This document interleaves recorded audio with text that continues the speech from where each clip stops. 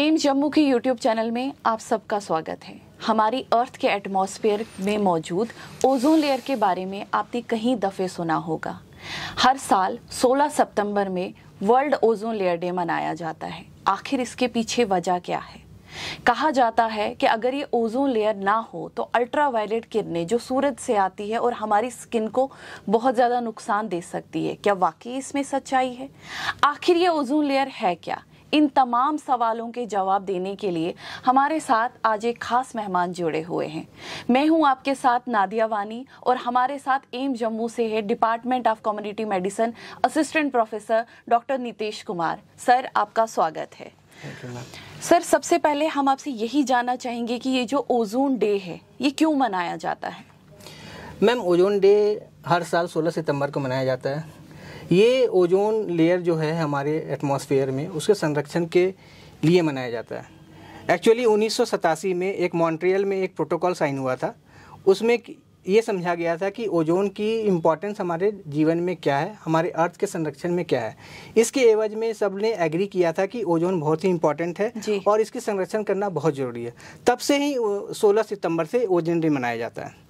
इस साल का ओजोन डे का जो थीम है fixing the ozone layer and reducing the climatic change. इसका मतलब क्या है कि जो भी ओजोन लेयर जो हमारे स्ट्रेटोस्फीयर या जो एटमॉस्फेयर का एक पार्ट है उसमें होता है, इसमें क्या हो रहा है कि कुछ कुछ कारणों से ओजोन का डिप्लीशन होते जा रहा है।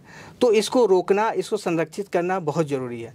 सो ये इस साल का थीम है। और इसके साथ ही जो इस ओजोन के डिप्लीशन होने के चलते जो क्लाइमेटिक चेंजेस हमारे अर्थ में होने वाले हैं या आगे हो सकते हैं, उसको रोकने के लिए, रोकथाम करने के लिए कुछ स्टेप्स लेनी ज़रूरी है। यही इस साल का वर्ल्ड ओजोन डे का थीम है।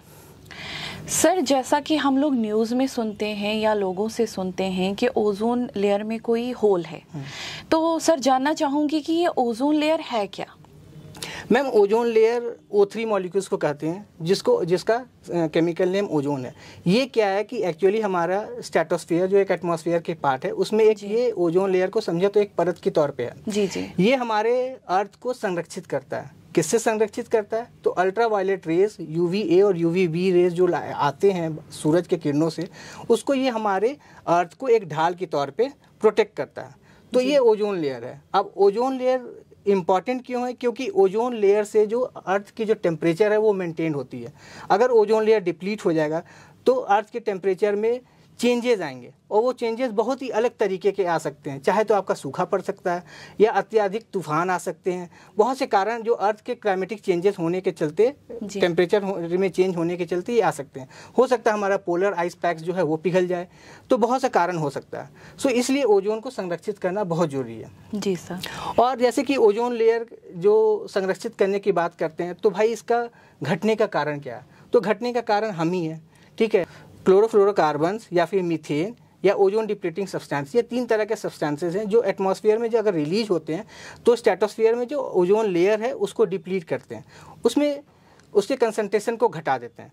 तो ये कहाँ से आते हैं? ये हमारे दैनिक कार्य से आते हैं, डेली एक्टिविटी से आते हैं, पॉल्यूशन से आते हैं, इंडस्ट्रियल पॉल्यूशन से आते हैं, मोटर व्हीकल पॉल्यूशन से आते हैं।